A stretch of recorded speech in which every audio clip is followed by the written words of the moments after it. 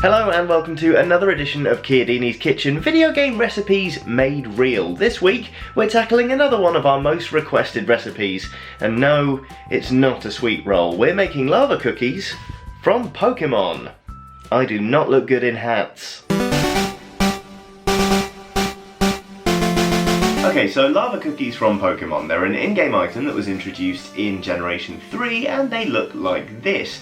They're designed to remove status effects from Pokémon, presumably because eating a cookie makes just about anything feel better. So I did a bit of research into the lava cookie, and to be honest with you, I have a sneaking suspicion it's actually more of a rice cracker than it is a sweet treat. However, I was talking to Eva the other day and she said I don't make enough sweet things on this show, so I figured if they're going to call it a cookie, why not just throw half a bag of sugar at it? So with that said, here's everything you'll need to make lava cookies. 125 grams of softened butter, 100 grams of light brown soft sugar, 125 grams of caster sugar, 1 egg, 225 grams of self-raising flour, half a teaspoon of salt, 200 grams of chocolate chips, and some sushi nori. Sushi nori is the thin sheets of seaweed you use in making sushi. Right, so step 1 is to preheat your oven to 180 degrees centigrade or gas mark 4. Actually, scratch that. Step 1 is to give it one of these. Really, I just don't suit hats. Right, so now the oven's preheating, we need to take our light brown soft sugar, our caster sugar and butter and cream all three together in a bowl.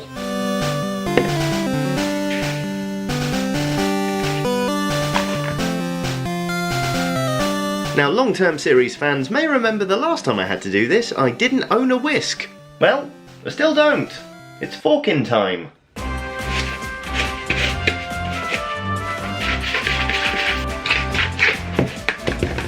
And now we're fed up with doing that, we're going to beat in this egg.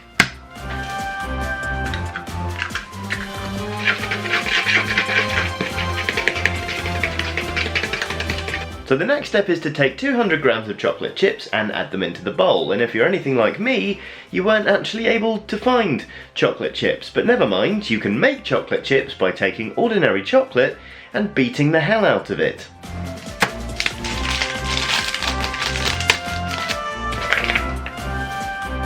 Okay, now we're going to turn our attention to our seaweed. We're going to take a couple of sheets of this and tear it up into really small chunks and stir that in along with everything else. Now, I should say there's like a 50% chance that opening this and tearing it up is just going to summon one of the cats, because Luna absolutely loves seaweed. Hopefully not, but let's see how this goes.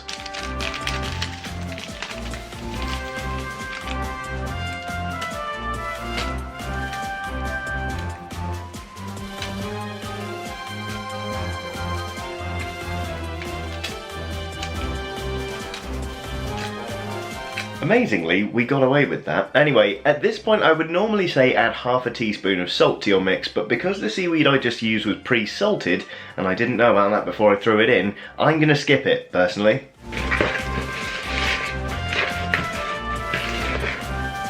So here's our cookie dough. You can see little bits of chocolate and seaweed floating around in there, and now we're just going to start gradually adding in 225 grams of self-raising flour, stirring as we go, which means it's probably time to ditch the fork and start using a spoon.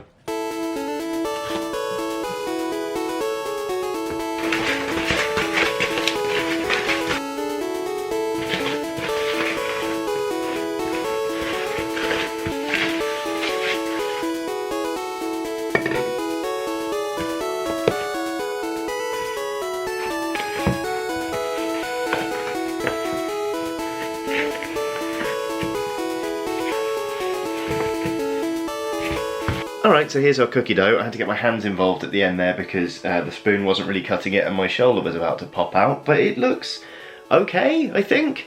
This might be a good time to mention I've never made cookie dough before. So anyway, I'm going to take this now and I'm going to roll it into some balls and put it on a baking tray with some grease-proof paper.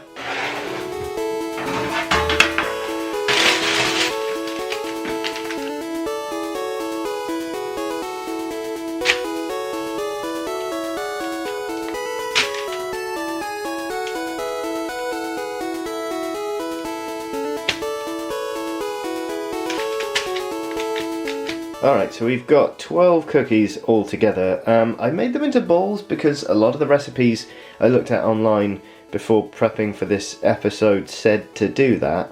I'm assuming they're sort of gonna down into cookies, in which case they're probably all gonna be touching and I'm just gonna end up with one big sheet of cookie. But you know what? I don't have a bigger baking tray because my oven's quite small. So what I'm gonna do is just wing it.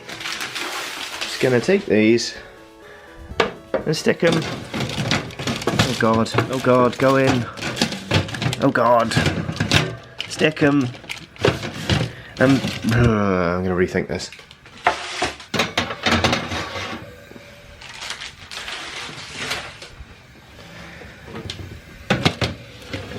Stick them in the oven, seamless. So those should be in there for about 7 to 10 minutes, give or take, but obviously keep an eye on them.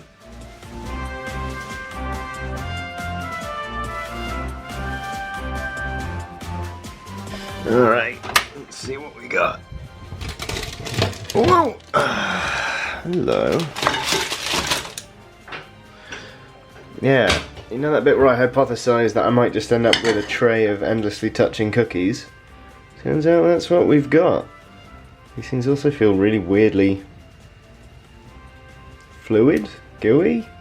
So yeah, we have, I think, successfully made cookies. There is one more step to follow, but unfortunately we need to let our cookies cool before we get on with that, so now would be a good time to train up any Pokémon you might have lying around.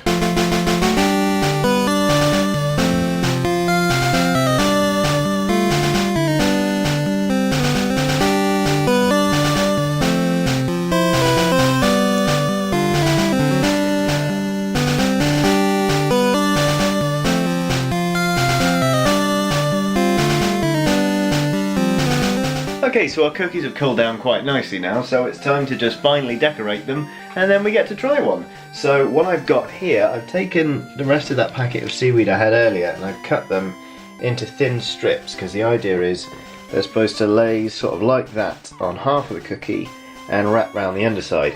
Not entirely sure how best to affix them, if I'm perfectly honest, but what I'm going to try and do is get one side of the seaweed slightly wet, and see if they'll just stick to the cookie, and if that doesn't work, I'll try something else.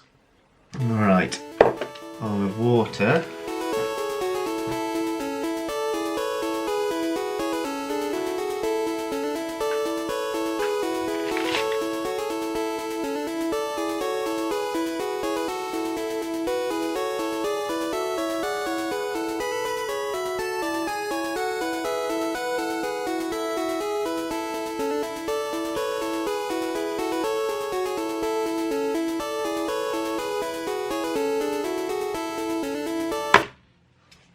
No.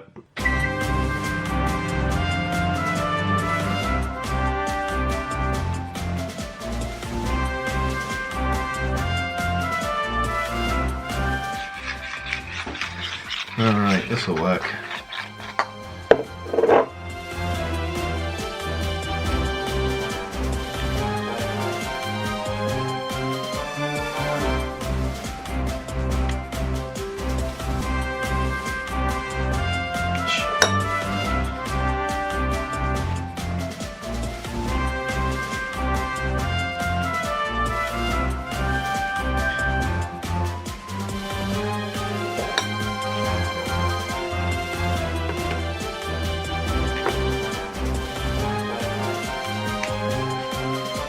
So here they are, some lava cookies from Pokémon. I only decorated half of them because, to be honest, I ran out of seaweed, so there are some that are just sort of playing there, but all in all, I'm pretty happy with those. They look relatively samey compared to the in-game item.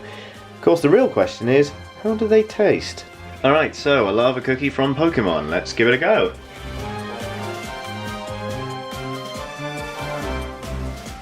That's kind of weird, but it really works. Like, so the light brown sugar that's in the cookie dough, I think, gives it quite a rich taste, and obviously it makes it very sweet. Then you get the saltiness of the seaweed coming through, and it's kind of like a subtle, sort of mellow flavour. that really kind of just balances it out quite nicely. I don't really have much of a sweet tooth, but the saltiness of the seaweed in there is a really nice addition. Those work considerably better than I thought they would. Yeah. Okay. So anyway, that about does it for another edition of Chiodini's Kitchen. So I'm going to take this hat off now. I just want to say thank you very, very much for watching, and do keep those suggestions for future recipes coming in, because they are really helpful, and it leads to me cooking things like cookies with seaweed in, which is not something I'd normally do on a Wednesday, but you know, there it is. Speaking of Wednesdays, you can find a new edition of Chiodini's Kitchen every single Wednesday on Eurogamer's YouTube channel. Please do like and subscribe if you enjoyed it. If not, there's no pressure, and there's loads more videos for you to watch on screen now. So thanks again for watching, and have a lovely day.